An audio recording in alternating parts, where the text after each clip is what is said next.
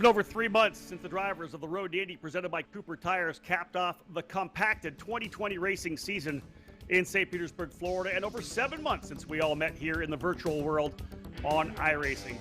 Welcome, ladies and gentlemen, to the 2021 TireRack.com Road to Indy eSeries presented by Cooper Tires and the iconic Road America facility here in Elkhart Lake, Wisconsin.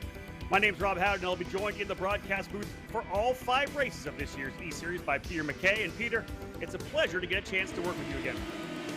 No, the pleasure is all mine, Rob. It's such a thrill for me to be involved calling this series with the real Road to Indy drivers and some prospects as well, which I'm sure we're going to talk a lot about as to see the drivers out in qualifying. And Rob, I know you know these circuits inside out. I know them just from a screen, unfortunately.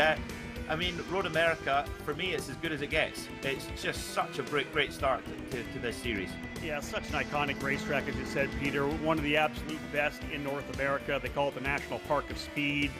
Just such a huge facility, over 4 miles in length, 14 different corners around this racetrack. It's a track with a lot of high-speed corners, a lot of hard braking. We'll talk to Greg DeGeorge from Symmetric later. He'll give us some of the keys of the race. But drivers, again, in this program right now, as qualifying is wrapping up, as you said, they're on the racetrack. We're using the PM18 car, the car that we use in the Road to Indy Pro 2000 Championship Series, Peter, that second level. And it's a car that is unbelievably fast, but still has lots of downforce and lots of grip as well. Indeed, yeah, it's a proper thoroughbred race car built by Tatas, who have built so many fantastic single-seating racing cars. In fact, originally built the Formula Koenig cars, which Michael Schumacher raced in. You know, we have, this is our 3rd edition of this Road to Indy eSeries, and great to have Tire Rack back on board with us again. Road America, as we said, actually was the opening round, Peter, of our reworked 2020 COVID schedule. We kind of got all locked down after starting things in St. Petersburg. It wasn't until the first week of July, or the second week of July, rather, that we were actually able to go racing, and Road America was the debut of the 2020 season. It was, and of course, in the NTT IndyCar Series, Scott Dixon beating Will Power to the line in the opening race, and that kind of set the tone for the season, and who would have thought it would have gone down to the last race, Rob? Yeah, big thank you to our title sponsor of this race, the Hyperco Grand Prix of Road America. Hyperco, a name that is synonymous with quality and technicians and technical aspects in the sport of open wheel racing and racing throughout North America. Great to have Hyperco on board for this Grand Prix of Road America. We're excited, of course, to get things underway for sure. And folks, right now, let's have a quick look here as we move to the keys of the race with Greg DeGeorge from Symmetric. Thanks for the intro, Rob. As the proud official simulator partner of the Road to Indy presented by Cooper Tire, I'm here with Symmetric Labs to present this week's Keys to the Race. Our TireRack.com Road to Indy eSeries drivers have virtually traveled to the great state of Wisconsin to take on Road America. As one of the longest road courses in North America, and with 3 long straights setting up big passing zones, it's no wonder why this place gets its nickname as America's National Park of Speed. The first key to success tonight is adapting to the car setups the fastest. While the drivers are all piloting identical Indy Pro 2000 cars with identical fixed setups, they first got to drive on this specific setup only about an hour ago, and that's entirely by design. Like real racing, it will be about who can make the most of what they have in a limited period of time. The next key to victory tonight is making the right call about timing passes. A dilemma drivers will face tonight is, do I make a pass right now, or do I hold off a little longer? Now, racers would never normally think twice about making a viable pass, but with 3 big passing zones every lap, if drivers play their cards right, making a pass will be more of a when than an if decision. I think the biggest key for all the racers tonight is to find a comfortable balance between showing their full pace and ability, while also playing it conservative in the first rounds of a long championship. I'd encourage the Road to Indy veterans not to underestimate the newcomers alongside them on the grid. They're not new to racing, real or simulated. And to the newcomers, don't be intimidated just because this is the Road to Indy. You are invited to compete in this eSeries because you've shown you have what it takes to compete at this level. All that said, it's anyone's game tonight, so I totally expect an exciting mix of drivers to make it to our podiums. Back to you, Rob. I've got a pace car to drive. Let's pray. God, we just thank you so much for the blessing of another day of life and just the opportunity these drivers have, the amazing talents that you've blessed them with.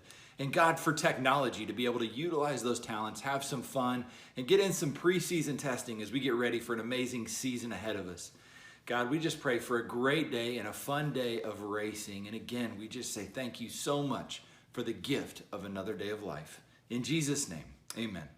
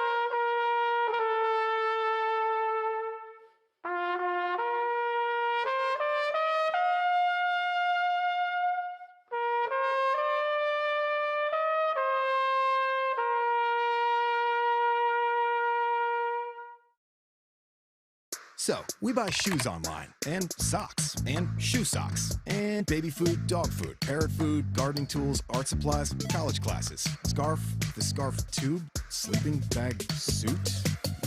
Yeah. So why not buy tires online? TireRack.com is North America's largest online retailer of tires. Find, buy, then have them shipped to one of our trusted independent installers for safe, easy installation. TireRack.com, the way tire buying should be. Online, with all that other stuff.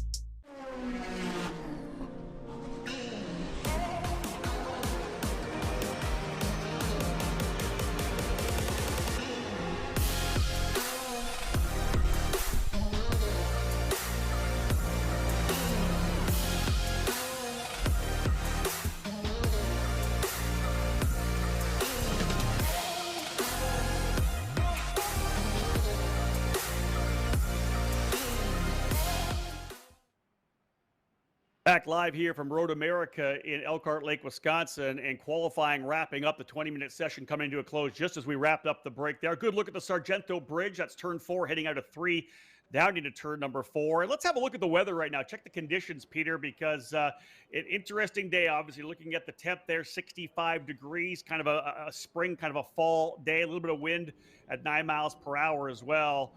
Partly cloudy, track temp about 80. This should be a really solid setup for what could be a great race day today.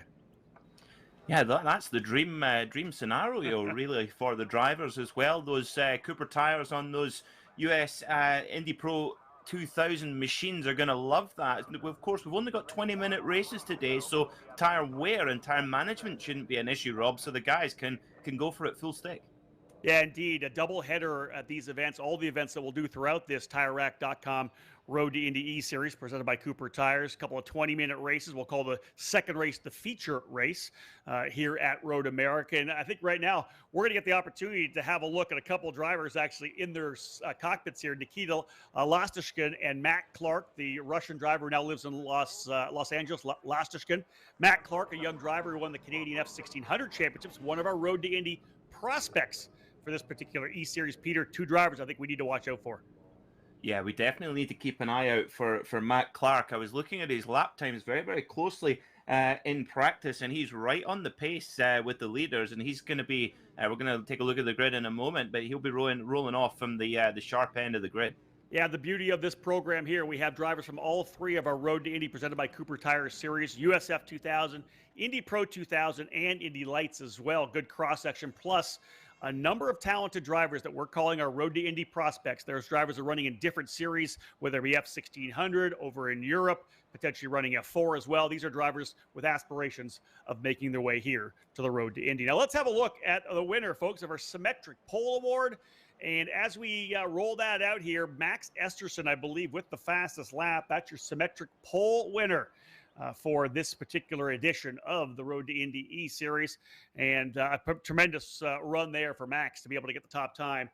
But now here it is. Drivers getting ready to roll onto the racetrack. It is time to have a look at the grid, Peter. Let's see what we've got here. A fantastic field of drivers. I believe 30 in total.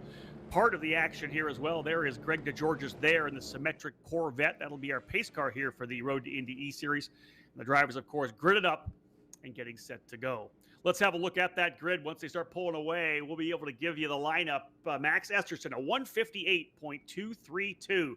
Fast time to get the pole position to start off this E-Series. Max, a driver, is going to be running over in England this year in the British F1600 series. Looking to go to USF 2000 in 2022. Definitely a young prospect we'll be watching. Alongside him, Braden Eves, the champion in USF 2000 back in 2019. Last year, a race winner in the Indy Pro 2000 category. A bad wreck at the Indianapolis Motor Speedway.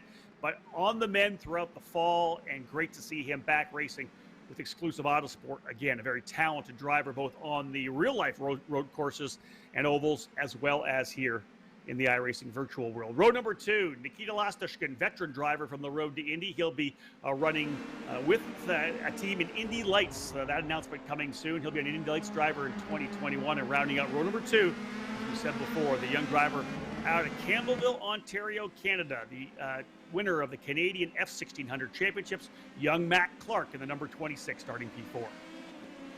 Start rolling off from 5th place is Toby Story in the Junkers Racing Machine, who'll be running in Indy Lights this season in 2021. Josh Green rolls off from 6th position, with Simon Sykes and Max Kaiser running off from the 4th row. Drivers working their way down into turn number 5, that downhill braking zone into the left-hander, up and over the rumbles, then back up under the hill. Blind turn 6, left-hander, very tough part of the racetrack. Let's look at the end of the top 10. Hunter McElroy, who has been very impressive over the last 2 years. Runner-up in USF 2000 2 years ago. He was able to score his first victory in Indy Pro 2000 last year. A very popular driver in the paddock. He'll run for Pabst Racing in Indy Pro 2000 here in 2021. Benjamin Pedersen will make his Road to Indy debut this year, running with the Global Racing Group at HMD Motorsports at Indy Lights. Looking forward to see what he can do. And as we wrap up the top 12, the first 6 rows, Dylan Christie on the inside, ready for turn 3. And alongside Christie will be Michael Myers in the number 24. Rolling off from 13th on the grid will be the Brazilian in the 12 car, Kiko Porto. Joining him on the 7th row will be Andrew Castro. Jackson Lee in the 52 car starts 15th, with Dean Dibdall, the karting star, starting in 16th. Yeah, we'll talk more about Dean Dibdall winning the WKA Esports race. That brought him into this first event of the Road to Indy E-Series. We'll keep an eye on the young driver. Going now to row number 9, Eric Evans will be a rookie in USF 2000 this year for Velocity Racing Development. He'll start 17th alongside Josh Pearson, who will be there with Pabst Racing in USF 2000.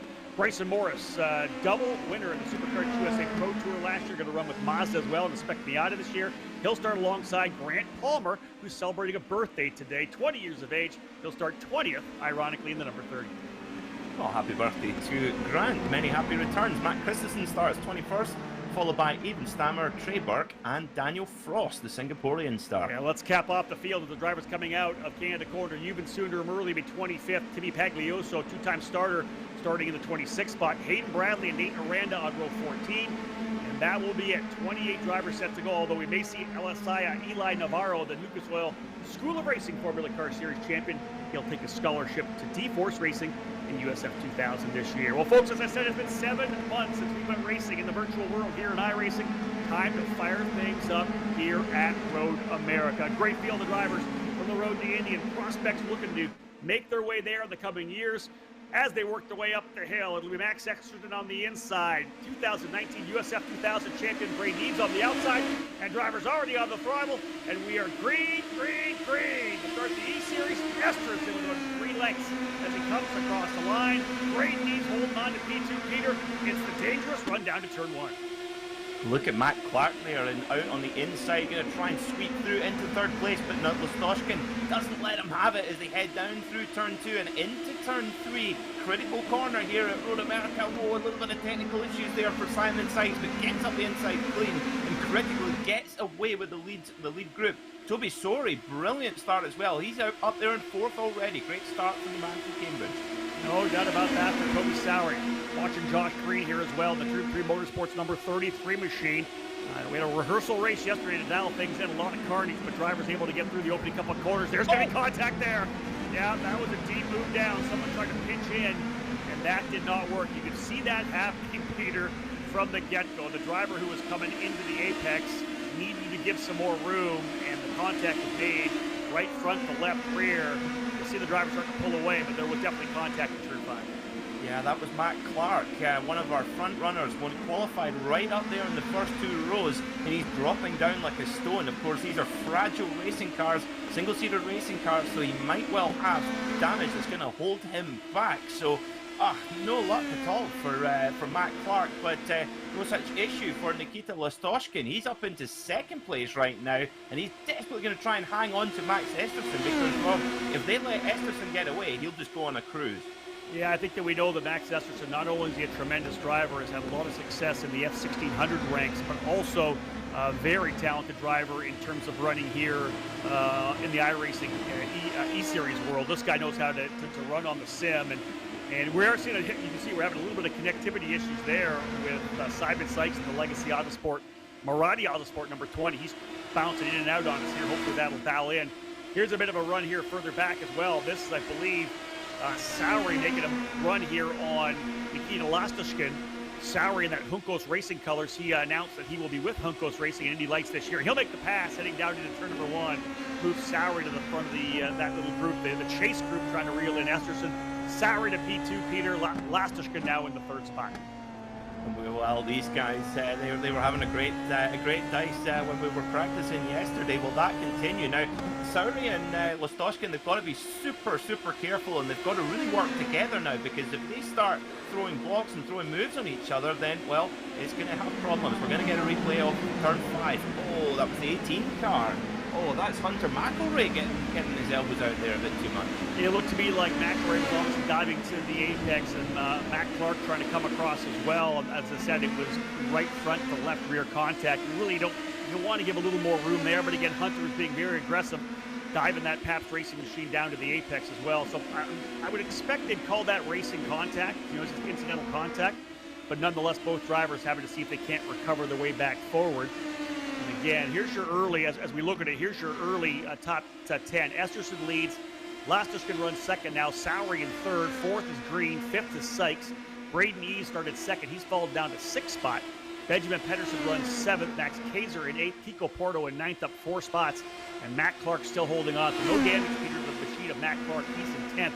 But we're watching this battle again. Still here for 2nd spot between Nikita Lastoshkin and Toby Sowery. Right behind them, a great fight with Josh Green, Simon Sykes, and Braden Eves.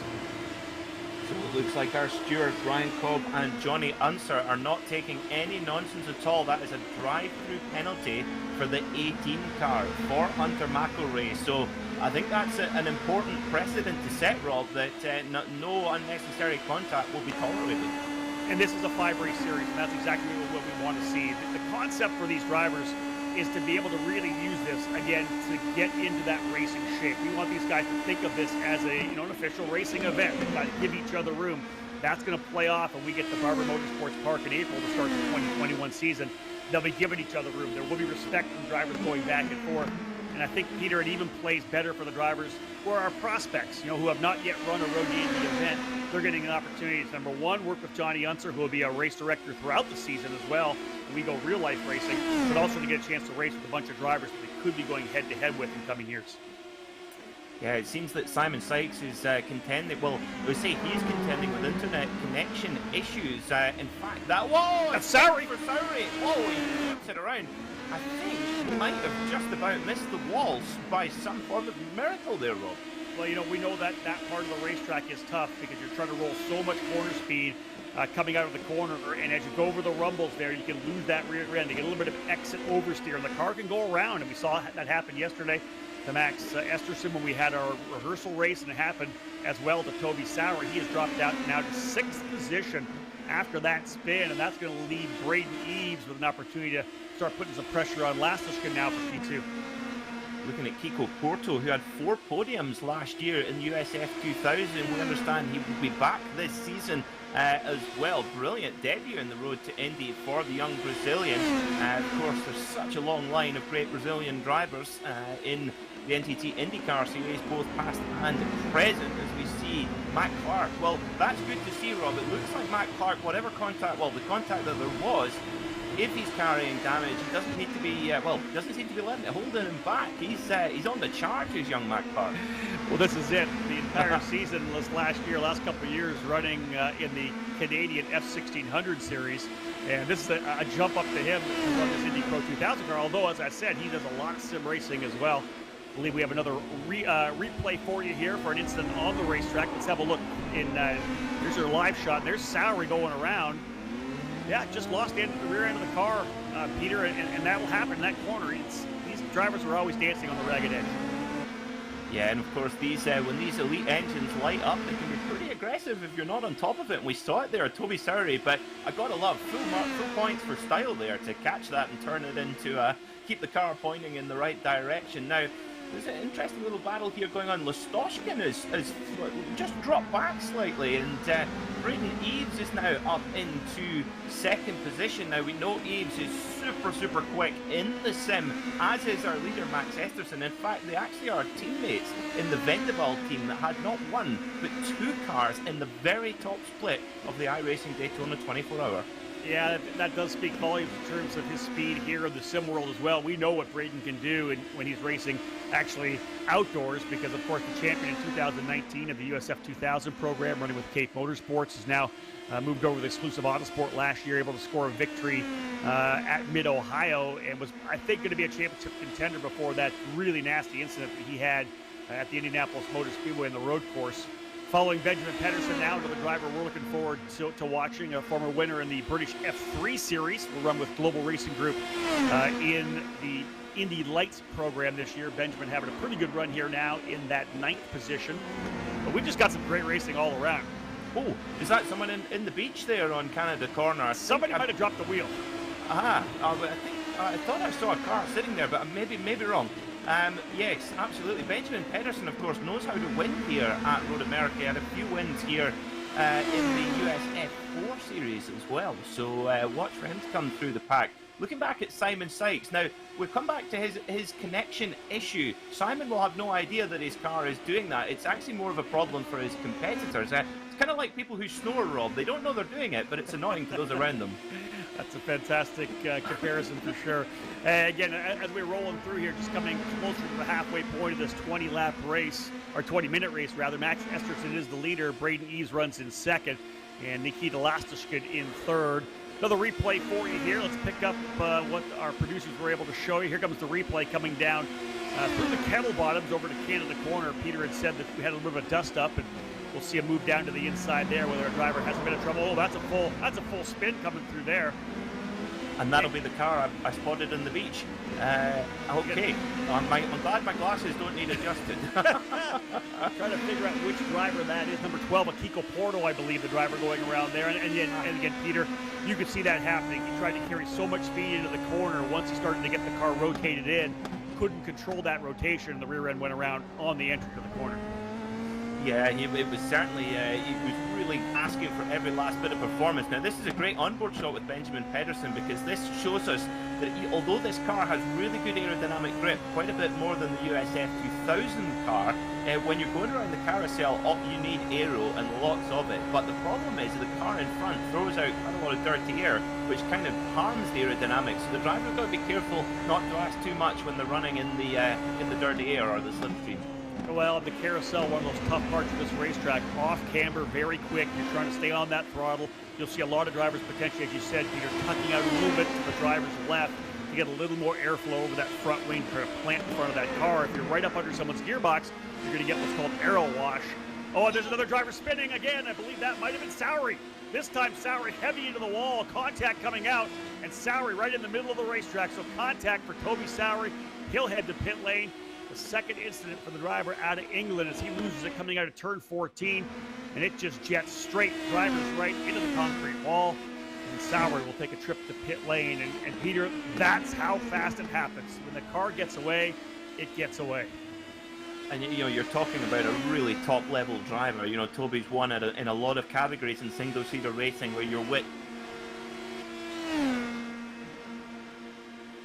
corner is so important. You just step that little bit over the edge, you will pay for it. As we see Josh Green having a big lunge up the inside here, does it nice, and oh, Simon Sykes taps him and he goes around.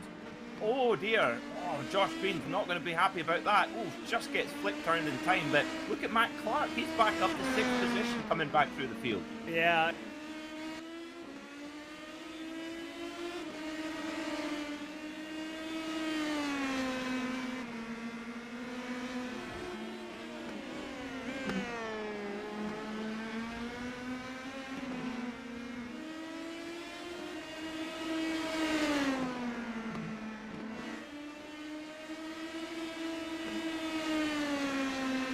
Run for Dean right now. He won the opening round of the WKA Esports Series.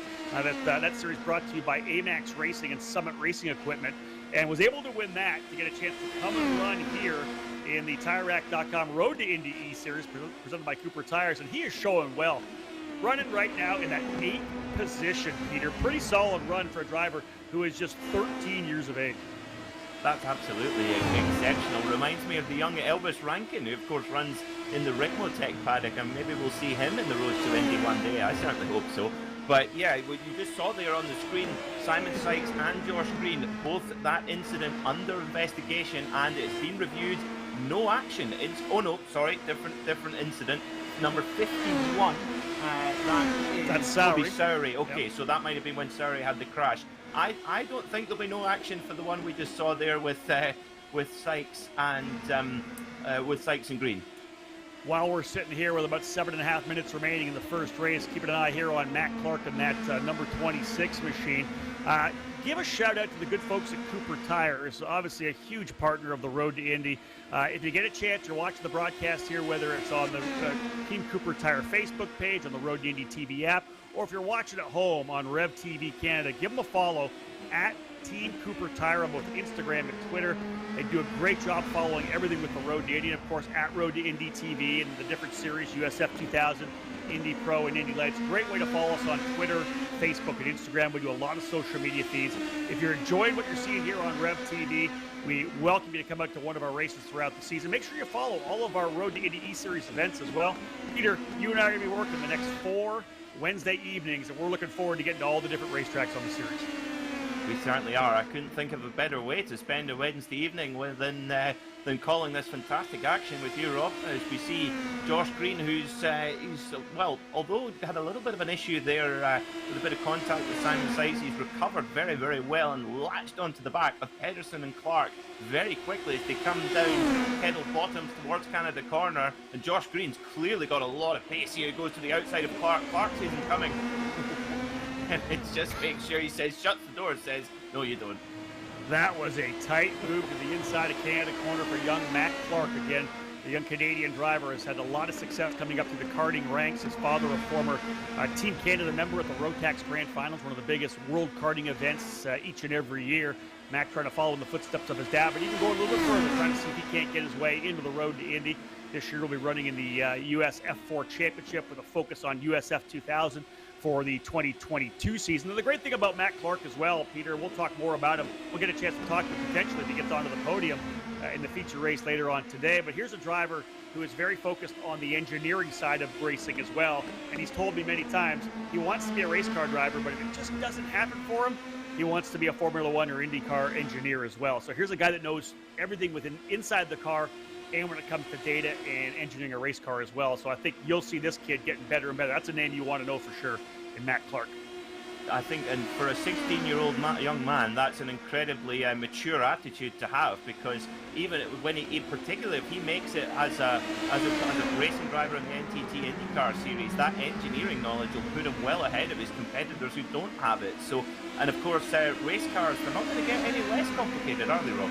No doubt about that. Let's keep it here on Bryson Morris, another great young driver as well out of Tennessee.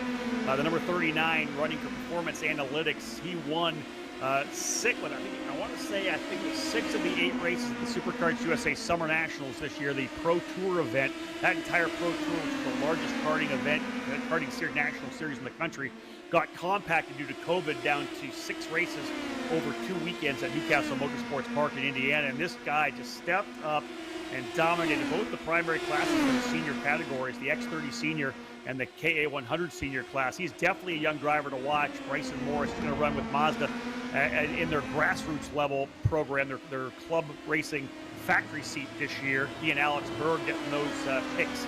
And I hope to see him on the road to Indy next year or a year after that, because he's definitely an amazing talent. So is this kid right here, Josh Green, Team USA scholarship winner a couple of years ago, and had a really strong run, very consistent in his rookie year in USF 2000. He's with with Turn 3 Motorsports, Peter, driver of Mount Kisco, New York, and he is going to be a championship contender when we go racing this year in USF 2000. He certainly will be. I'm excited to see how this man gets on, and he's going side by side through turn 1 with Pedersen. Green actually maybe just going to have to give best here as they head down towards turn 3, and he does. Very clever there, very wise from Josh Green. And Matt Clark, after a little mistake at Hurry Downs, he's back onto the field as well. Now, of course, we've got 3 teenagers here, Rob, racing wheel to wheel, but there's 2 guys in this group who are big fans of the winner of the 1965 Indianapolis 500, our Scotsman, Jim Clark. No doubt about it. They call Matt Clark Jimmy, that's for sure.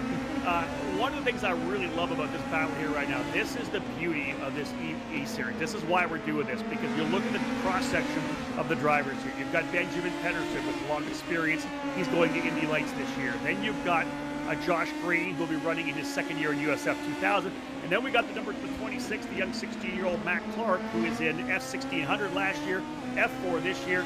In 2022, this kid's going to be running for Rookie of the Year in USF 2000. This is what I love about this.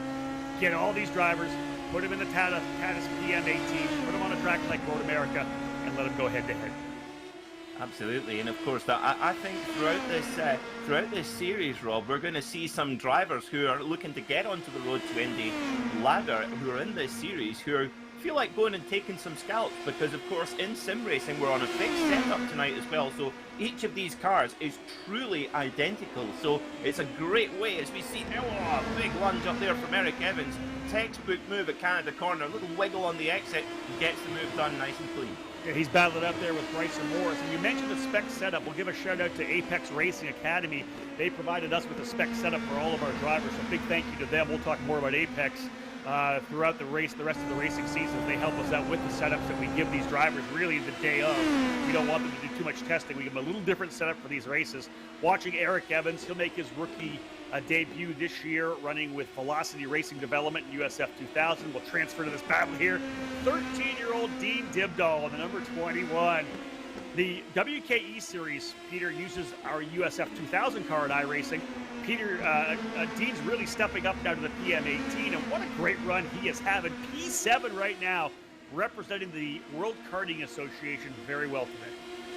Well, this is fantastic stuff, of course, for Dean, 13 years old, to be racing and showcasing his talents on live television. Absolutely fantastic. And whoa, having some proper ding-dong here with Kiko Porto, who just sizes him up. I tell you what, Rob, what's amazing is watching how loose they get on corner exit when they ask for the power.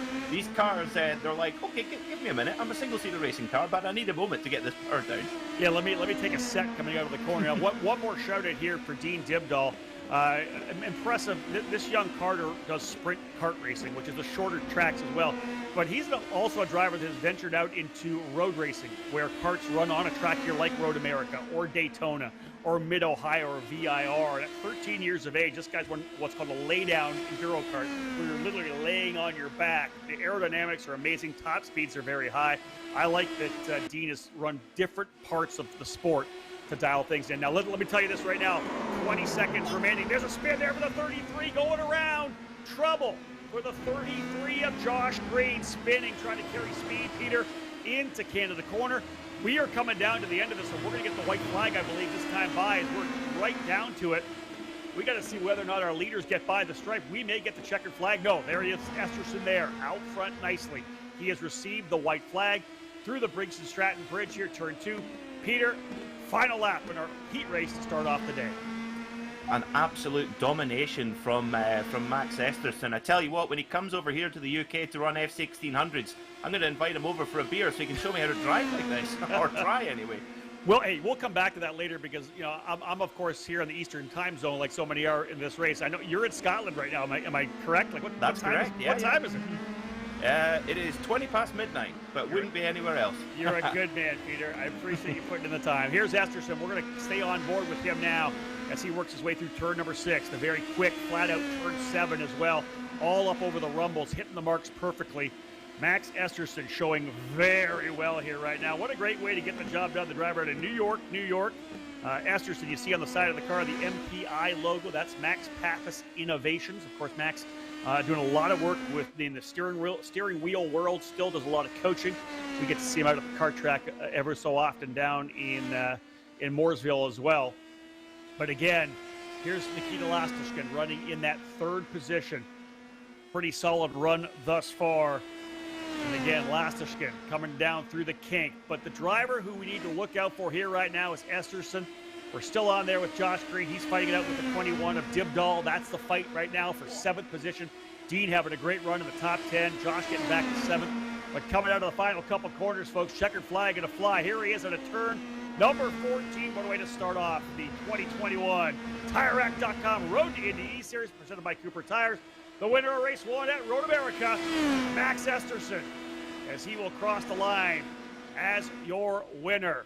Esterson getting the job done. Braden Eves coming home in 2nd, and Nikita Lastishkin rounding out the top 3.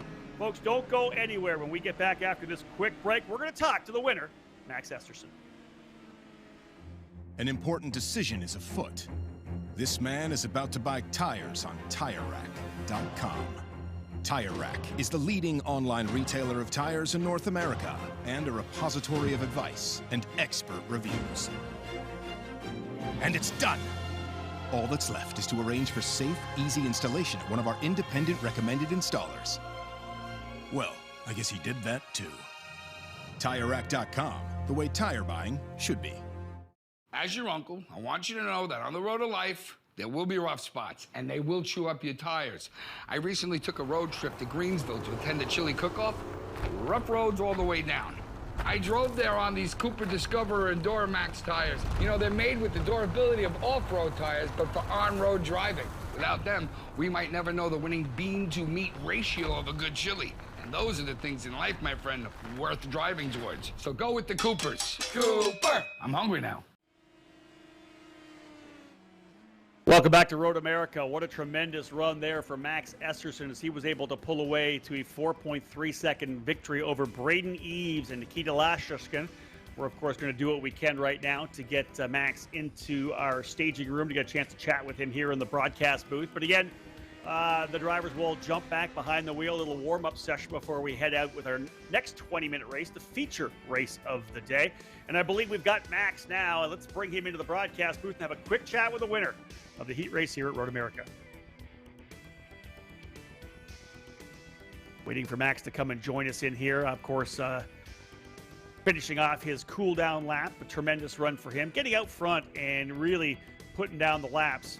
It was crazy behind him, and he was able to get the job done out front. Max, thanks for joining us here in the broadcast room. I appreciate you taking the time out of your warm-up session. I don't think really you need the warm-up. It seemed like that was a pretty solid race. You got out front early, and that was the key, I think, able to run those open laps. Yeah, it was nice to have no one in front of me, but it was also kind of more of a complex race than I was hoping for, to be honest. Give us some insight on that. What was some of the biggest issues that you had to deal with early on? Well, the first concern was Braden coming back through the field, because I knew I had to keep it kind of above the 2-second gap in order for him not to close in. And then once I opened that up to 3 seconds, I just looked over at my fuel number and realized it was going to be pretty tight on fuel. So from maybe lap 6 on, I was just kind of saving maybe 1/10 of a liter per lap to make it to the end. Let's talk about race number 2, because this will be interesting with the top 10 drivers inverted. You'll start on the outside of row number 5. I got to think that patience will be the key working your way back forward. Yeah, I mean, 20 minutes, it seems short, but it's also kind of a lot of time. So especially with the draft, you just need to kind of be patient. No need for any crazy moves at the start. But at the same time, you got to make sure the gap to the leader is not too big, because there's a chance that you could catch him and not pass him. So you want to have a few laps when you're kind of on the leader's bumper.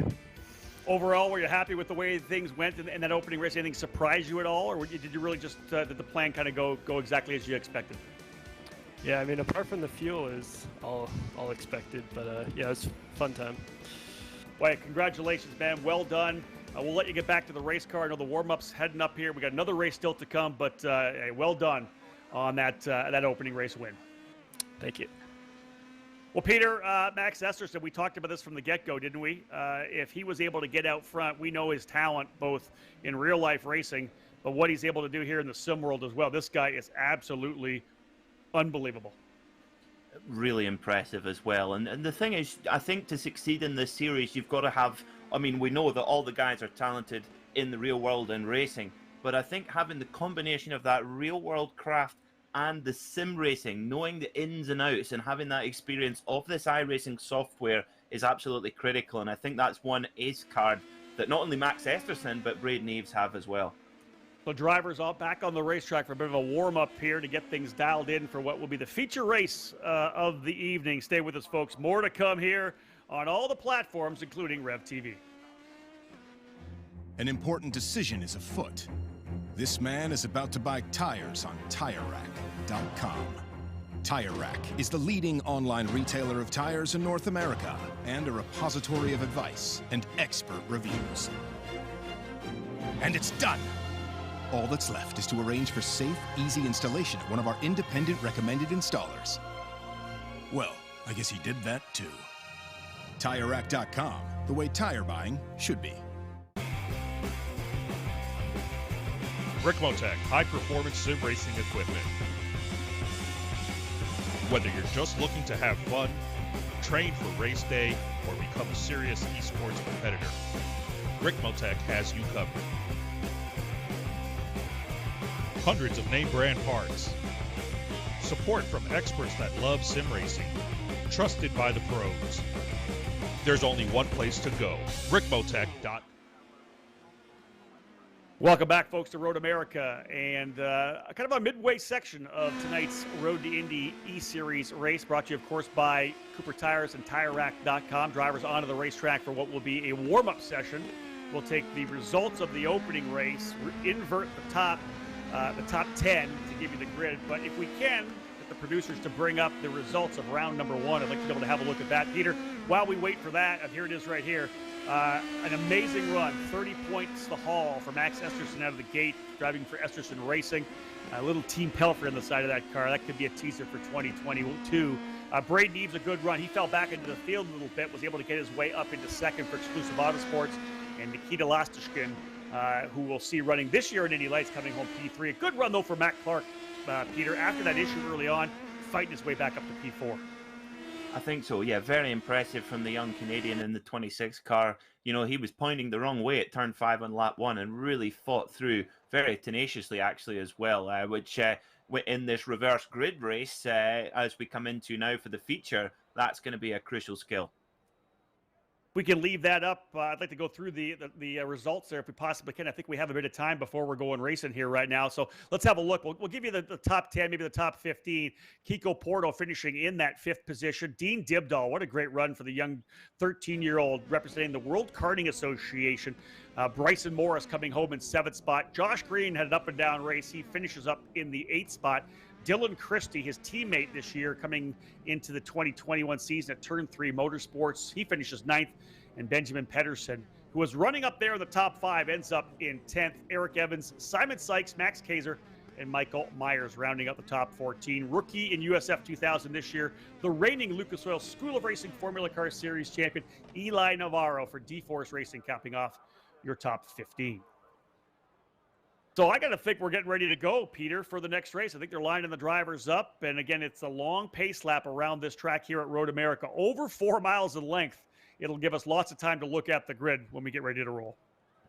Indeed, and of course gives the drivers a lot of time to get some heat in those Cooper tires as well, get some heat in the brakes as well, so that they're ready to go when we go green in 4 miles time all the way around here at Road America. An amazing circuit that still retained its original layout from 1955, so it's wonderfully old school and often referred to as the National Park of Racing, I understand as well, which is quite a cool name.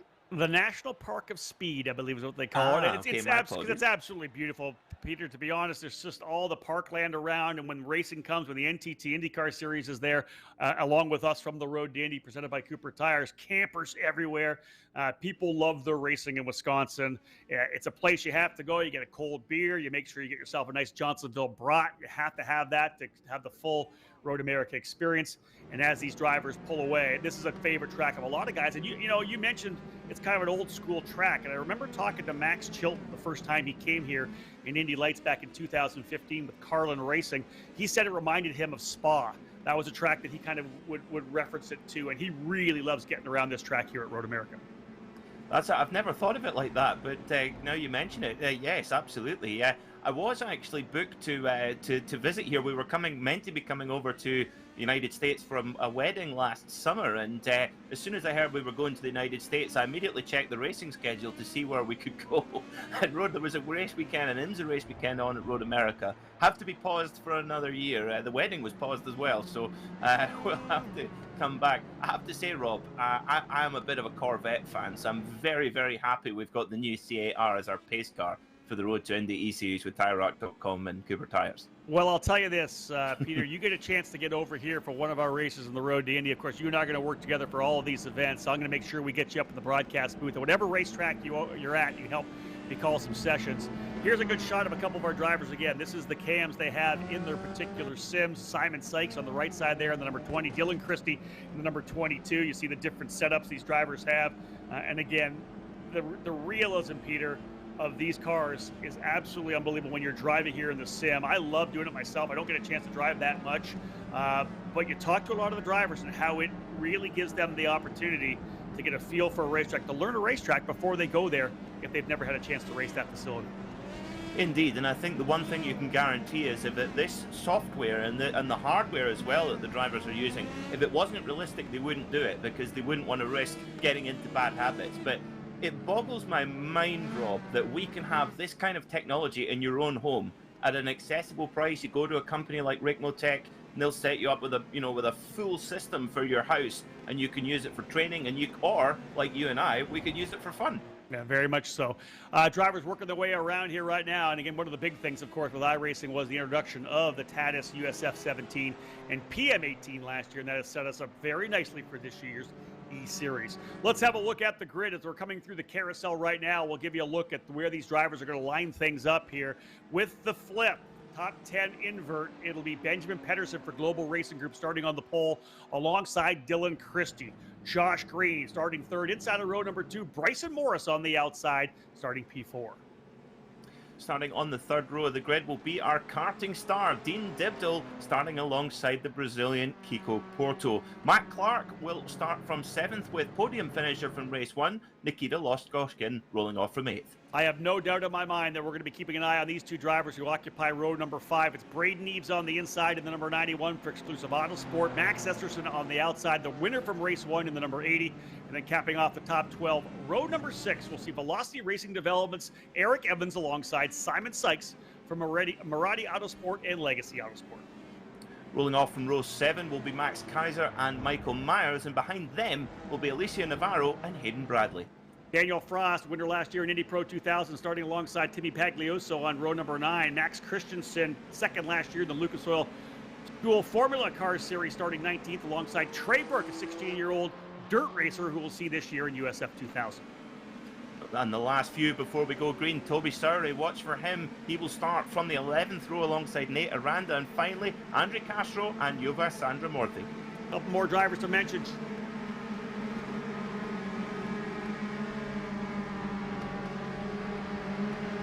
Number 14, time to begin the feature race. Another 20-minute event. The drivers will work their way up the hill.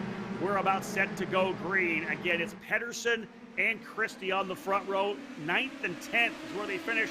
We're underway. Pedersen on the last pedal. Green, green, green. Up the straightaway here in Road America. The big run down into turn number 1. Pedersen holding the spot right now. Christie tucks it. Contact further back. As one driver getting hammered coming off the start bridge. Another driver. A number of drivers in contact, flipping. into the concrete at the pit wall. But those up front rolling. Esterson is into the wall as well. Another driver upside down in turn number 1. We'll have replays to look at for sure. There is, I believe, Josh Green off the racetrack on the exit of turn number 3. That's going to allow Pedersen and Christie to pull away. Peter, what an opening couple of corners. Full course yellow. We've got a full course yellow. So that is, you got to have a pretty big crash in the iRacing world to pull a full course yellow, and well, that definitely qualifies. Wow, I guess the big talking point there is, Rob, is Max Esterson involved in that crash, and of course that is the danger with the reverse grid, that you've got to be careful. Sometimes there's nothing you can do, and that's going to play into the hands of third place finisher from race 1, Nikita Lastoshkin, who made it through there. He's in 8th right now, so you can see him right there in the red and black machine. Oh, that fairly shakes up the early stages of this Road to Indy TireRack.com eSeries. I think it does for sure. The drivers we expected to kind of work their way forward had some trouble. And it's one of the things about Turn 1 at Road America. It's such a high-speed corner as those drivers start rolling their way through here. It looks like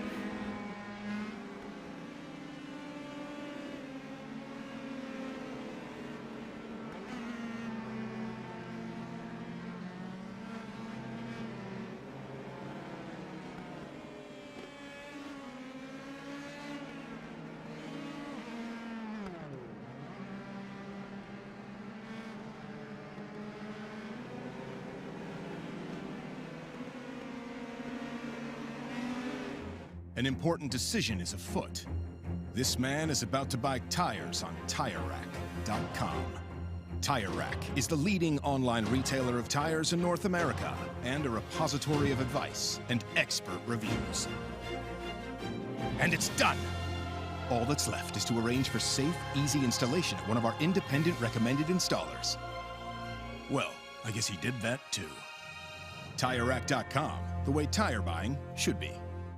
As your uncle, I want you to know that on the road to life, there will be rough spots, and they will chew up your tires.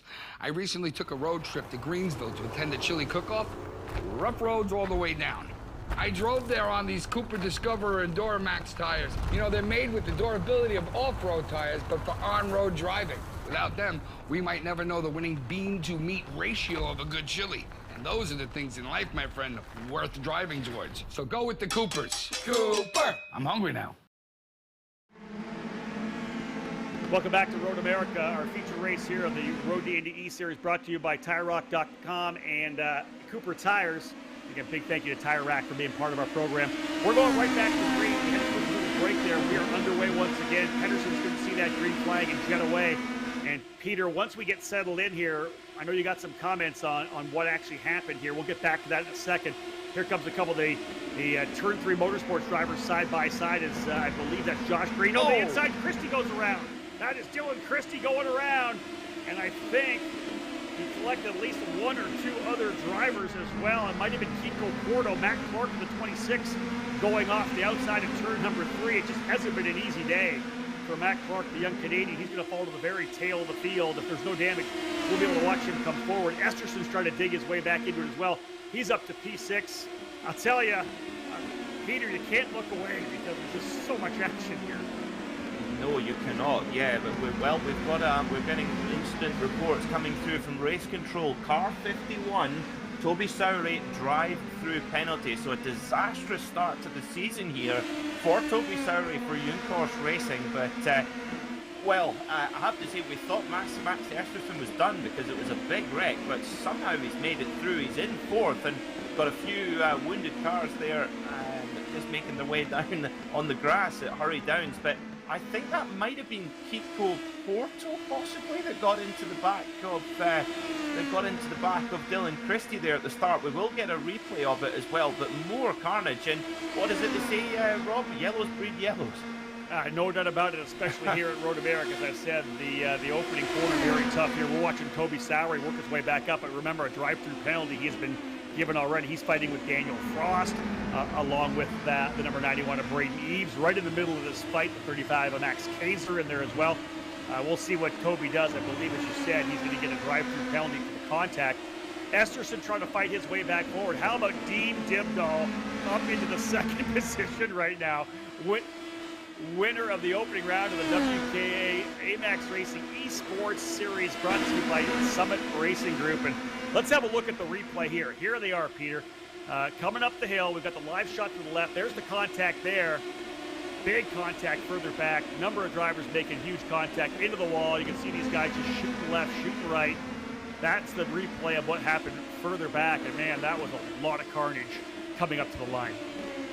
Crazy amount, yeah. It just takes the slightest tangle of a wheel, and you know, it can cause a lot of problems. That reminded me of the Jody Scheckter incident back in the 70s at Silverstone, where nearly the entire field crashed out as well. Forgive me, I can't remember the year now. We have a penalty for car 12, Kiko Porto, drive-through penalty, incident responsibility. So maybe that was on the restart, the bit that we spotted there. So we've had a huge shake-up of the order here in race 2 at Road America, and you can tell you what, Dean Dimdahl, if we could see into his sim, Rob, I bet you he's leaning forward like he's in his race car right now. Yeah, he's got the head down behind the steering wheel like the Carters do. We were on board a little bit there with Max Kaiser, who's running in the 7th spot right now. I will say one of the great programs as part of the eSeries this year is the Sabelt Hard Charger Award. They're the official driver apparel company of the Road to Indy. They're going to provide the winner of each round of the Hard Charger Award with a pair of Sabelt Hero racing gloves. And right now, a couple of drivers coming forward. 18 spots for both Grant Palmer and Evan Stammer. Remember, they started at the very tail of the field. They have worked their way up to 10th and 11th, respectively. And again, watching Max Kaiser in the middle of that great battle here with Daniel Frost. Frost on the inside, Kaiser on the outside, trying to do the over-under. Watch out for the contact as they come out of Canada corner up through Billy Mitchell Bend. You know, Peter, we've got some really great racing all the way through this field. Little pairings have kind of set up with each other, and they're going at it for position. Yeah, absolutely, and they'll just be, oh, Matt Clark goes off again. Goodness me, his luck just running out today. Now, we have another penalty, 0-24, Josh Pearson, who was in an incident with number 12, Kiko Porto. He has been given incident responsibility, drive-through penalty, and I tell you what, Ryan Cobb and Johnny Unser, they're not taking any nonsense today, Rob. Hey, first race of the season, you know, I've always said this. You set the precedent, you set it early. Let these drivers know exactly what they're going to be allowed to do, what they're not going to be allowed to do, and I like the fact you're dropping the hammer on these guys. The concept here for this E-Series is we want you to race just as you would in real-life outdoor racing. Now, obviously, one of the issues is there's no crash damage. You're not paying the thousands of dollars if you demo a front wing or whatever it may be, and obviously it's no danger to your life as well, or injury. And that makes things different. Drivers sometimes, well, oftentimes, will have a different outlook in terms of how they're going to approach a pass or an overtake. We want them to consider this to be a full race. So drive like you would outdoors. Let's take care of each other so that when we do go outdoor race and start the season in April at Barber Motorsports Park, we're going to have some clean racing. And that's always been a Road to Indy feature, Peter. We go green to checker a lot, not a lot of yellows in our racing. No, and that's a very positive thing, isn't it? As well as Matt Kaiser. Whoa, Matt Kaiser getting hung out to drive there. There's Eric Evans going up the inside of the carousel and really finding a lot more grip, and through he goes as well. We actually saw Eric Evans doing a great move at the carousel there in race 1. We're getting a replay here. What do you see, Rob? This will be the shot here at the start that we were talking about, the contact potential between Kiko Porto and the 22 who went around Billy Christie. And it looked to me like there may have been a little bit of contact there as they came out of the corner, just light enough to, you know, kind of lighten the rear of the car, lift up the rear for Christie. That car went around, Porto got pinched, and that allowed a lot of drivers to sneak through on the inside. Turn 1 is so precarious when drivers are trying to run on the ragged edge like they are. Yeah, it's such a fast corner as well, especially in cars like these that have got such great aerodynamic performance and so lightweight. I mean, to give a comparison, about the same weight as a Caterham 7 or a Lotus 7, so very, very light. Oh, as we see, who's that off in the background? That was on the replay. That was Eric Evans, who's on the recovery drive right now. We go back live. Matt Clark, well, he's not had any luck today, Rob, but no matter what's been thrown at him, he's always gritted his teeth and just got back on with it and just got the best out of the situation that he can. I was going to say, he just keeps digging, doesn't he? He just doesn't give up, keeps fighting and trying to work his way back forward. Now they're trying to see if he can't work his way back past Max Kaiser in the number 35 and Eric Evans in that number 29 machine. And they're having a great battle in front of him. This is where you got to be real gentle, though. And we got, hey, look at even up in front of them, a couple drivers side by side. Daniel Frost and Braden Eves both side by side as well up the road as they go through turn number 7 right now. That's a tremendous fight for P5. Yeah, it is, and we've got an absolutely superb fight here for P7 with Kaiser, Clark, and Evans as they head down into Hurry Downs, watching that little bump on the inside there, and then swooping round for the carousel down towards the kink. And of course, the kink, that is absolutely flat out in these cars, but do remember that in 2006 in Champ Car, Catherine Legg having a terrible accident here, but luckily walking away unhurt. It's one of those gut check corners coming through the kink. We're going to go back to another one of our replays here. Here's that shot of Max Esterson working his way back forward right now. Max trying to get himself back up to the front of the grid. He'll roll through and go a little too much off and into China Beach or into the Canada corner issue. That's tough for Esterson. He was having such a good run, Peter, and worked his way back forward. But again, these drivers want success here in this eSeries. He's a Road to Indy prospect that we're very likely going to see in USF 2000 2022. Just overcooked a little bit going into the gravel trap there at Canada. Yeah, we can see on our overlay graphic with the track map on the top right-hand side of your screen, you can see the number 11 on that. That's 11th place. Max Esterson, he's got quite a few drivers in front of him, so I would think with the pace he's got under that car, Rob, he should be able to get well back into the top 10 and try and just bag some points and move on to Detroit next week. That really has been some of the battles we've been watching, have we not? We've watched guys that have had trouble, fallen back, and just put their heads back down and moving forward.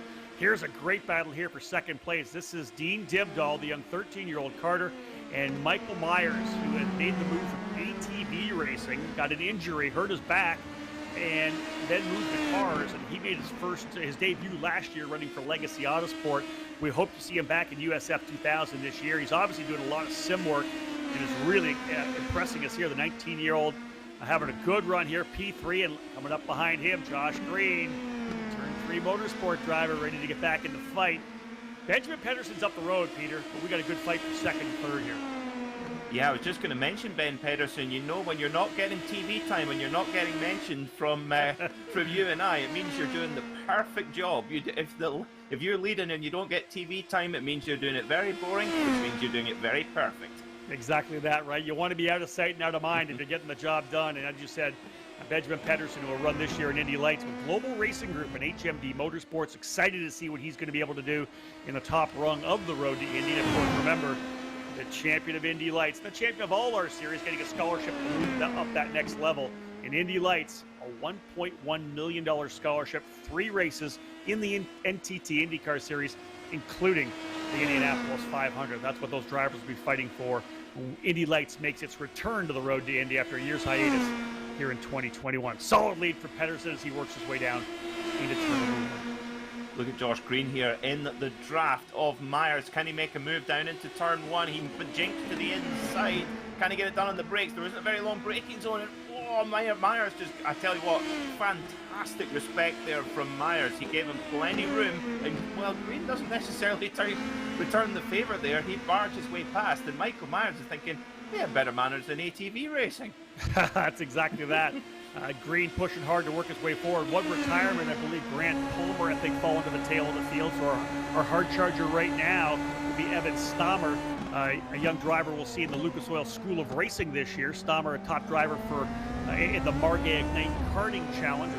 Definitely one of the young guns of American karting. On board here with Michael Myers. This again is the fight for the final 2 positions on the podium, and I can't say enough about young Dean Dibdahl right now. Talk about carrying the flag for the World Karting Association, the legendary sanctioning body for American karting, celebrating its 50th anniversary here in 2021. And Dibdahl, who again qualified with a race win at the opening round of their eSeries, and he is looking very good here right now to potentially get himself on the podium. Look at that WKA livery on that car.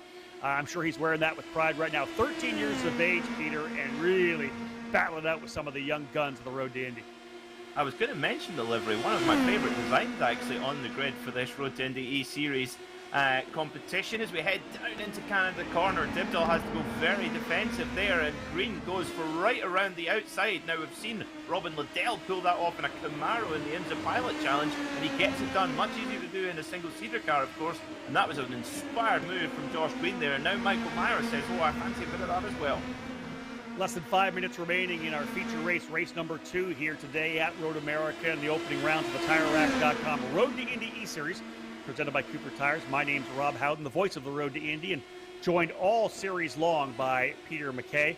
I will tell those of you tuning in here to Rev TV, if you want to tune into the follow-up show, we'll be on YouTube at the Apex Racing TV channel. We have about 15 more minutes of coverage for you at the end of the day, as we'll talk to a number of the drivers before we wrap up the broadcast. This fight here, one of the best. You can see up the road, a great run for Benjamin Pedersen. Watch him back again on Mac Clark. He has worked his way back up to 6th. It has been an unbelievable run for Mac Clark. He is closing up now on Braden Eves, trying to get by Eves, coming down now into turn number 5, and here comes Clark to the inside. Can he get the job done? To the inside, hook it. Through to the inside, Mac Clark taking over P5 from Braden Eves. This guy just won't go away. He will not quit, Peter. Issues early, but fights his way back into the top 5. Yeah, that's absolutely superb from young Mac Clark. And I tell you what, Rob, when he gets a little bit of the rub of the green, a little bit of fortune coming his way, he's got so much pace underneath that 26 car. And to go past Braden Eves with what looked relatively easily, I think that proves all you need to know about his pace. As Esterson, he's also under recovery. We said he could get back into the top 10. He's going around the outside of the carousel here. Whoa, how do you like that? What's that all about? Around the outside of the carousel as he's battling it out right now. Able to first get by Eric Evans. Now outside of the kink. Why not? Outside of the kink, flat out through that part of the racetrack. Unbelievably tough. He's battling it out here with Daniel Frost. What a great fight between these two young drivers. I love it. And coming across the bow from left to right. Esterson completes the pass. Drops the left side. Cooper's off into the dirt a little bit, but he'll take that spot up through Billy Mitchell-Benn. Peter, what a great lap for Esterson, getting by both Evans and Frost to go to P7.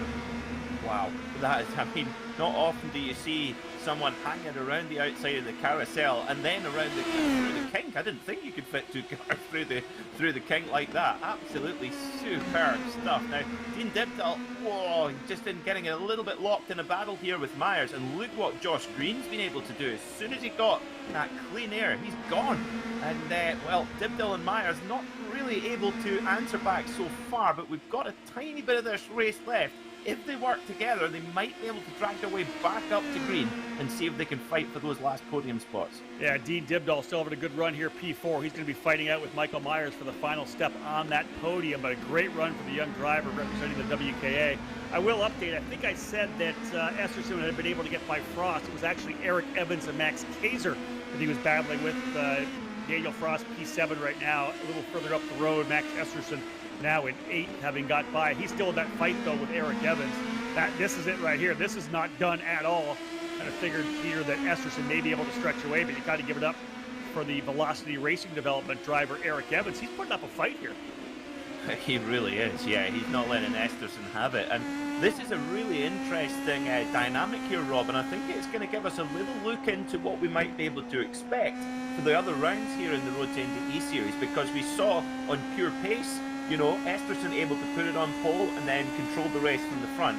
But of course, with the feature race, that's going to be the secret to this championship, because see, starting from the back end of the top 10, there's a lot of drivers who can latch onto him, and that's what we've seen in this particular race.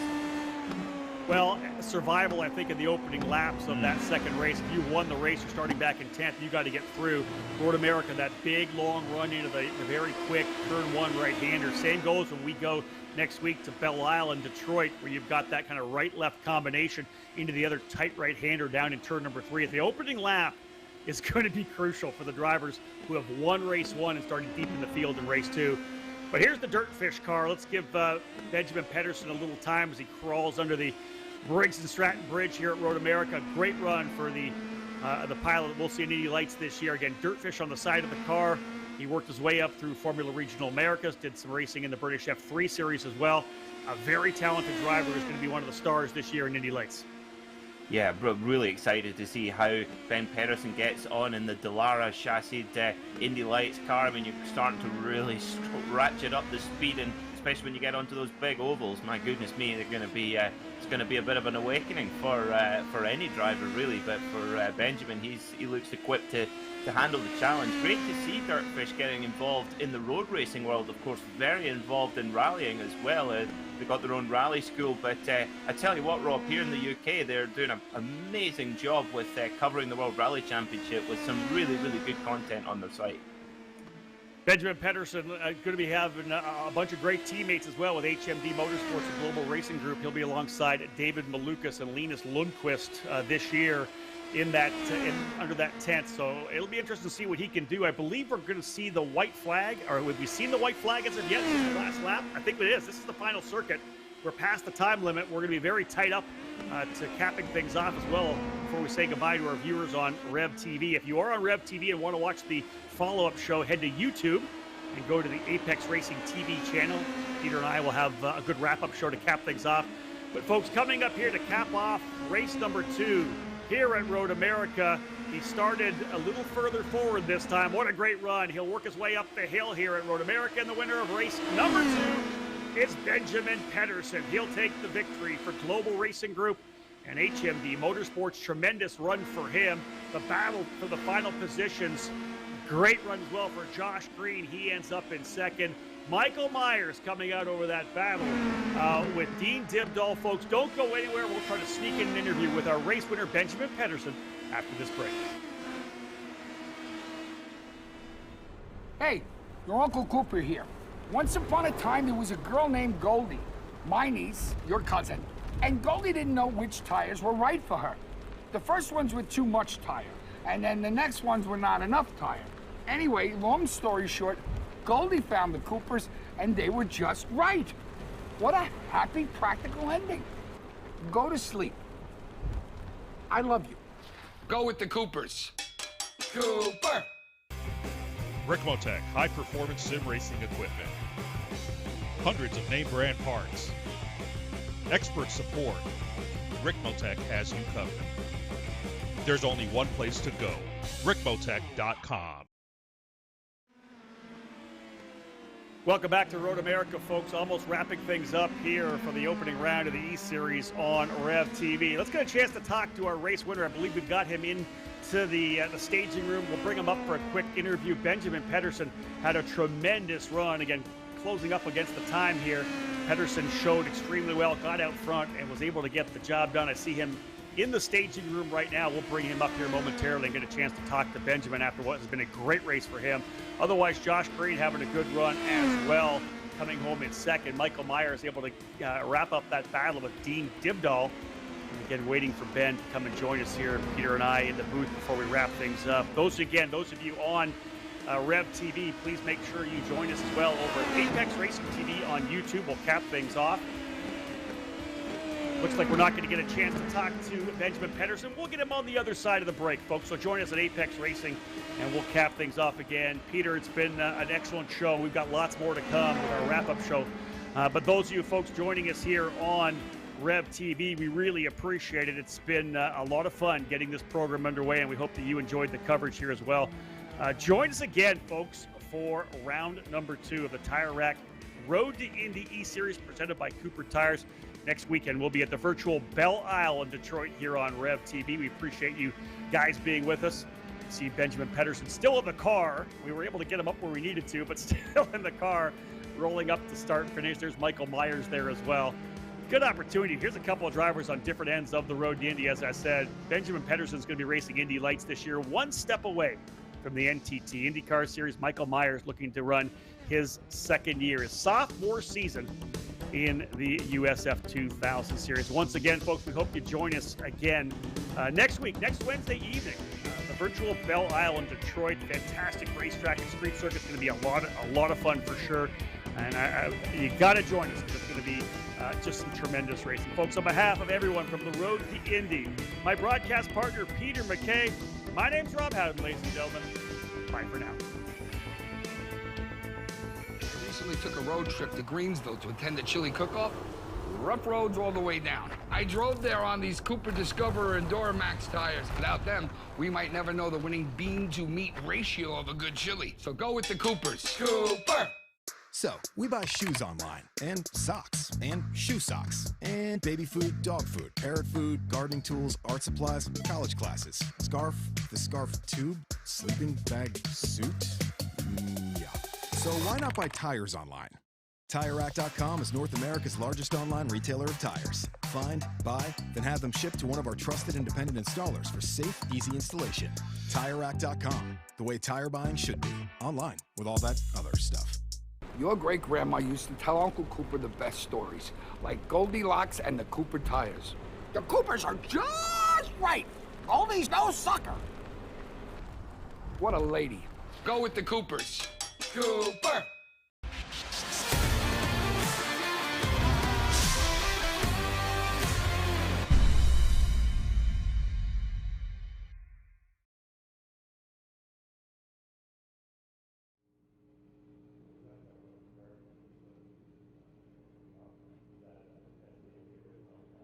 Welcome back, ladies and gentlemen, to Road America and our post-race show. Myself, Rob Howden, joined by Peter McKay. Lots to talk about here, a lot of time. We'll welcome those of you who have joined us from Rev TV. Hope you came over to the Apex TV YouTube channel. Peter, lots to talk about here. We're going to get a bunch of drivers up for interviews as well. But how about you and I just briefly talk? What a chaotic end to this race. You were doing some work in the essentially in the virtual paddock, finding out what happened to Max Esterson. Yeah, not a good final lap for Max Esterson, and he actually was involved in an incident at the carousel on the final lap with Matt Clark, the luckless Matt Clark, and from what I can see, he, ran into the back of Matt Clark at the carousel and caused an incident. And Ryan Cobb and Johnny Unser in the steward's room, they've given him incident responsibility and hit him with a 30-second post-race penalty. So that's going to push Max Esterson back to 14th spot. So that really shakes up the championship order quite considerably. So at our post-race show, going to get a chance to talk to our top three drivers. We'll talk to our Saybelt hard charger, get a chance to talk as well with WKA winner Dean Dibdo. And I think we're going to try to pick up as well our top running RTI prospect, and that would be, I believe, Bryson Morris from P7. Benjamin Pedersen joining us up here in the broadcast room.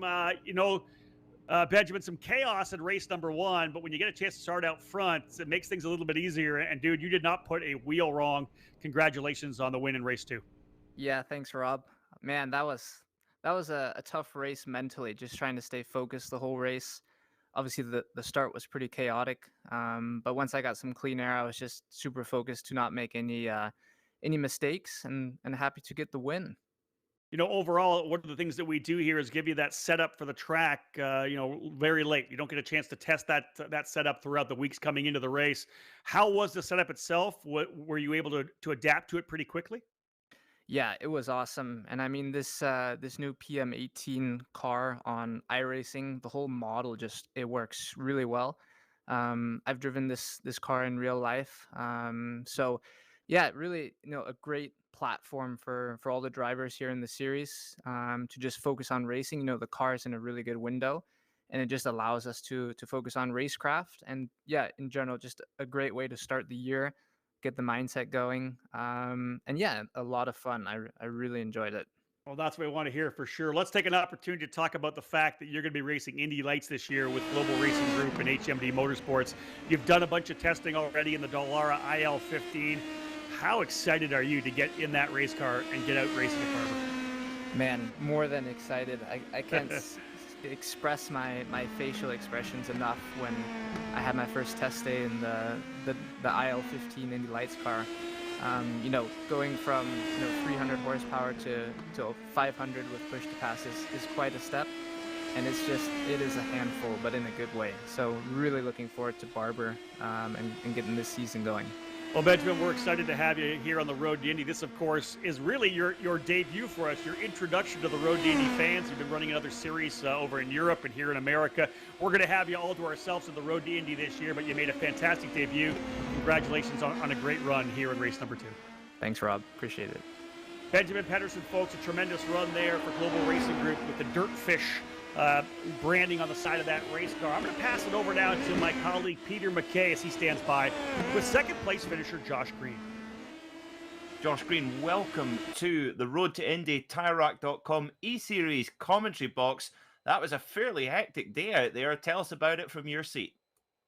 The first race was definitely a bit more disappointing. I was really happy to get that sort of the sixth place in quali and then put tires on, which didn't seem like was the best idea, and that didn't help. But when we went to the first race, it was just like everyone was all over the place on lap one, got spun in the middle of the race, rejoined, and got back up to fourth, and then got spun again. So it was just a little frustrating. And I mean, I guess a recovery drive to eighth, but the car was a little all over the place after getting hit twice.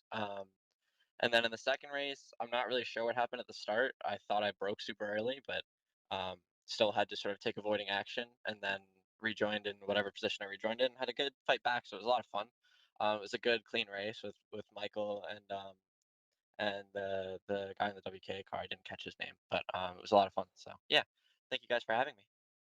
Well, no, it's our pleasure to welcome you here in the series, Josh. I mean, there are a lot of pro drivers now in the real world who use iRacing to train at home, and some use it just for fun. I mean, how regularly are you using the sim? I know it kind of varies from driver to driver. I mean, it's a two-part question. How often are you using the service, and second of all, what can you use from it to bring to your real world racing?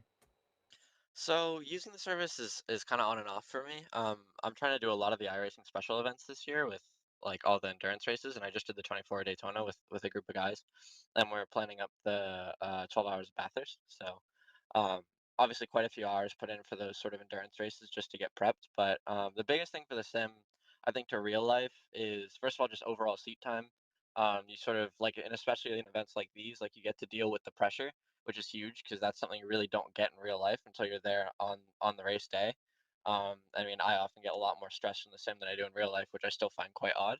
Um, but yeah, and then also you get to play with setup a lot, which obviously setup wise, it's not 100% relevant to real life, but you at least get to make big changes and feel the car change and sort of get the seat of the pants feeling of, okay, this is what this is supposed to do, or get an idea of how the car changes throughout a session, stuff like that. Just finding grip and just overall like fundamentals of racing you get to pick up from this, and also learning what direction track goes is the biggest thing. Because if you haven't been to a circuit, you just get to go drive around it. Obviously, they're not 100% real, but they're pretty close. So. Ah, it's a fascinating insight, Josh. Thank you for bringing it to us. Now we've got quite a varied calendar here in the Road to Indy TireRack.com eSeries. Which event is it that you've got your eye on to go for the win? I mean, obviously, you're shooting for the win in every event, but I'm pretty excited for Detroit. I think Detroit will be a lot of fun. I haven't done a whole ton of laps around there, but from what I have done, it's just a really, really cool circuit. So I'm not sure it'll race super well, but it'll be a really good place just to sort of get laps in. Um, but and due to the tight nature of the track, it will like it might not create the best racing, but whatever racing you have is going to be very exciting. So I'm excited for that. Well, there's going to be racing. I'm sure you guys will make it. Josh, congratulations on your second place there in the feature race, and looking forward to seeing you in action next week. Thanks for having me. Peter, a tremendous young driver that we're going to see in USF 2000 this year with Turn 3 Motorsports. Josh Green was very strong last year as a rookie. Looking forward to this next guy that we're going to talk to, coming home P3 on the podium. Michael Myers, rookie last year in USF 2000. Michael, congratulations. A strong run here today. You had a fantastic battle with a number of drivers, Josh Green, our young WKA Carter, Dean Dibdall. You guys were battling back and forth. That just looked like it was a ton of fun out there. Yeah, thank you very much, Rob. It feels like a win to me right now, honestly. Good I'm man. just smiling to ear right now. Well, listen, let's talk about this a little bit. Obviously, I mentioned in the broadcast you making the move from ATV, competitive ATV racing. You broke your back. You end up coming back.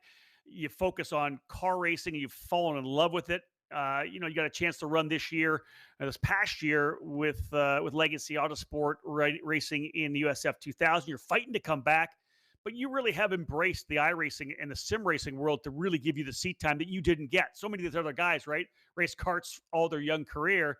You're starting from behind. This is giving you a lot of time behind the wheel on the tracks you're going to race on. Yeah, for sure. The simulator has definitely been one of my biggest, well, the biggest tool, because I can't get nearly as much seat time as most of the other drivers. So I pretty much rely on the simulator for training, learning tracks, just general seat time. Even as Josh said, it's the most beneficial tool there is, and I still get about way more nervous than real life on the sim. So it helps on working on emotions too. So it's definitely really good, and it's awesome. I love the simulator, and I've been doing a lot more live streams with it too, so it bringing some more fun into it and get my fan base involved too. So I love it. Your thoughts overall on the performance? Did it surprise you the speed you had, or have you been working hard and it was more like things have come to fruition for you? I felt very comfortable once I got in the flow of things. I've been doing a lot of practice out of the race series practice sessions, so I've just been laying down laps constantly on stream. I know all my viewers can vouch for me on that. So I've been working really hard at it, and I'm glad to see it starting to pay off now. Michael, we're all kind of waiting on the edge of our seat to find out what you're doing in terms of USF 2000 this year. How close are we to find out what team you're going to be with and how many races you're going to do in 2021? Hopefully really soon. I'm aiming to do the whole season. I'm really struggling on budget right now, so that's the ultimate fight. Once I get information, I'll definitely get it out there as soon as possible, because trust me, I'm on the edge of my seat too. Well, listen, you're on the broadcast. Let's talk about the sponsors you have. Give a shout out here right now. You got to the podium. You deserve an opportunity to tout your sponsors. I appreciate that. First of all, Heavy Right Foot Coffee Company. That's my mom and dad. Myers Garage, Rusted Silo. Um, who else we got? JR's Beverage Mart, and yeah, everyone else who supported me and my whole family. They've been behind me throughout this whole thing, and it's as crazy of a sport it is, and they've stuck with me through it all. So I can't thank them enough, and I'm ready to get on track and actually put that to use. Nicely done, Michael. We love having you. Patty, congrats on P3 today.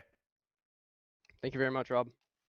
Folks, let's cap things off here. We only got a couple minutes left in the broadcast. I want to bring on this one driver who earned his way into this event. He won the WKA AMAX Racing Esports, the opening round of the series, got him a berth to run here. Dean Dibdahl, congratulations, dude. I'll tell you this, WKA, the entire community must be proud because you aced it. What a great run, P4 today. Congratulations. Thank you. So tell me a little bit about the race. You're in the middle of this fight with Michael Myers, with Josh Green. Were you holding your breath, or did you feel pretty comfortable running with these guys that'll be in USF 2000 this year? I felt so comfortable with them. I knew they were good drivers, and I was just hoping to have a clean race, make up positions along the way. Any major scares out there, or were you able to kind of get through some of the chaos? The chaos was definitely a lot there in the first race, but the second race felt a lot cooler. And then there was a big jump towards the third to last turn, and I hit that a couple of times, and it gave me a little scare. Well, Dean, we want to give you the opportunity to get here in the broadcast booth. Proud of you, my friend. You did the WK. Proud. Well done in winning that first race. Win another one, because if you win another one, you get to come back and do it again. Congratulations. Great job. Proud of what you did today. Oh, thank you very much. I'd like to thank WKA and the Road to Indy series for letting me drive today. Dean, thank you so much, folks. What a great run for the young 13-year-old driver. Dean Dibdahl coming home, P4, folks. We're going to wrap this thing up right now. Just about a minute and a half remaining. Peter, let's start talking about the next race. We are going to Belle Isle and Detroit. That's our next event. Oh, I'm very excited indeed about that. To go to the streets of Detroit, of course, Detroit Motor City, such an important place to go, and a place where my fellow countryman Dario Franchitti had quite a bit of success when he was in IndyCar. Yeah, the cool thing I think for us as well is for 2021, the Road to Indy, going back to Detroit. It's been a number of years. We'll be there with the drivers in the Indy Lights Series. So a number of these drivers who are running in the eSeries are going to really enjoy getting on this racetrack. This is going to be an interesting one, Peter. Let's talk a little bit about it, because you already heard from Josh Green. Not an easy place to pass on. Both you and I have commentated other Rick Motec events at this particular racetrack. You got to be precise, and with the level of competition in this series, it is going to be really hard to overtake. It is indeed. I think it's going to come down to eliminating the mistakes, because as you can see from this onboard shot, there is no room for error. You make the tiniest mistake and your day is done. Those walls don't move, and you can also see how bumpy it is. People talk about Sebring being bumpy. Well, wait till you get to Detroit. It is it shatters your teeth. I bet there's a lot of dentists that have set up shop nearby to this this track. I'll tell you this is what I find interesting about this track. It's one of the reasons why we put it on the eSeries. We obviously saw at Road America, Peter, a lot of drivers going off the racetrack in turn 1, down in turn number 6 and 7, coming through the quick right-hander down into the hurry downs. A lot of drivers dipping wheels. You can't do that at a track like Detroit. Indy Lights is going to be here, as we said, but USF 2000 Indy Pro not running at Detroit, but they are running at St. Petersburg and Toronto. This is really an opportunity for these drivers, especially those who have never run. Some of our RTI prospects going to give them a chance to run on a track that's surrounded by walls, and I think that'll be a great experience for them. Well, of course, and that's one of the great things about the Road to Indy, ladder and the NTT IndyCar Series itself is that implementation of street tracks. They're always a part of the calendar, and really they bring a whole new dimension to the to the sport. And Roger Penske, of course, Detroit, a city that's very close to his heart. He believed that bringing racing back to Belle Isle was going to be good for the city, and of course he's not wrong about much, and he was certainly right about that. And of course, when the big Detroit Grand Prix is here, the spectator numbers in normal times are huge. So to be able to master street circuits is absolutely critical. We've talked about the next event, Belle Isle in Detroit. Of course, that's next Wednesday on February the 10th, same time, 6:45 on Rev TV, the Road to Indy TV app, Team Cooper Tires Facebook page. So many different platforms that you're able to follow the broadcast. But let's wrap this thing up, Peter, and talk about the events here at Road America. A couple of different winners, and Max Esterson and Benjamin Pedersen. The inverted field for round 2, unbelievably cool. Great to see that happen as well. What are your takeaways as we wrap things up? We'll continue to watch because I love this aerial shot of Detroit. But let's wrap up with your thoughts from Road America. Well, I think what was proven today, particularly in the feature race, that it's not going to be a foregone conclusion. If you looked at practice, qualifying, and race 1, you'd maybe thought this is going to be the Max Esterson show because he was so dominant. But I think, as is the case with many setups where you've got a reverse grid or partly reverse grid in race 2, I think that's going to be the secret to this championship. Max Esterson's clearly got really strong pace, along with Braden Eves and Matt Clark as well, but it's got to go your way. And when we go to somewhere like Belle Isle, they got to watch out for those walls. Yeah, no doubt about that. I love the cross-section of this last race. We, of course, have the Indy Lights driver, Benjamin Pedersen, a couple of USF 2000 drivers, and Josh Green and Michael Myers running there in second and third spot. You got Dean Dibdahl, the young WKA driver, in fourth. You got USF 2000 champion Braden Eves in fifth. Multi-time Road to Indy race winner Daniel Frost coming home in sixth spot. Bryson Morris in seventh, another one of our RTI prospects. You've got Matt Clark coming home in eighth. He's a guy I think we'll be talking a lot about, Peter, because obviously blinding speed, but just needs to find some luck. Dylan Christie ends up in ninth. And I'll cap this off right now. Coming home in 10th spot, our Saybelt Hard Charger up 19th positions. He was dead last coming to the green flag. Evan Stammer in the number 53, up 19 positions to finish in the top 10. I thought it was a great run for Evan and really survival to a certain extent. Well, you've got to keep the car clean to do that, and that's going to be the critical point of this series as well. I think it's just avoiding those mistakes and avoiding getting involved in others' mistakes as well. And a thoroughly deserving winner to come like straight from the back to win those Saybelt gloves. That's I'm quite jealous actually. I wouldn't mind a pair of Saybelt gloves for my sim. Peter, great working with you. We've got 4 more Wednesday nights before we have the All-Star event coming up. More information on the All-Star event coming. But, man, I'm looking forward to the next 4 Wednesday evenings. That was just a lot of fun. It certainly is. And I now know where to get my coffee for waking me up in the mornings after these late finishes. I'm going to get some heavy right foot coffee. That's it. I think everybody should go out and get some heavy right foot coffee. Yeah. Let's make some money to make sure Michael Myers is able to go racing in USF 2000 this year. Folks, we're going to cap things off here from Elkhart Lake, Wisconsin in the opening round of the TireRack.com Road to Indy eSeries presented by Cooper Tires. Big thank you to Hyperco for stepping up to be our partner in the Hyperco Grand Prix of Road America. Do not miss next weekend's race. We go from the National Park of Speed to Motor City as we go racing contemporary circuit style street racing at the Isle of Belle Isle. It is Detroit, it's Michigan. As I said, it's Motor City, and it'll be rounds number 3 and 4 of this year's TireRack.com Road to Indy eSeries. Thank you so much for joining us here on all the platforms, on Rev TV as well. Big thank you to everybody at Apex Racing TV, and thank you to TireRack.com, Cooper Tires, and Hyperco. Great to get the season underway. On behalf of Peter McKay, my name's Rob Howden. Bye for now. An important decision is afoot. This man is about to buy tires on TireRack.com.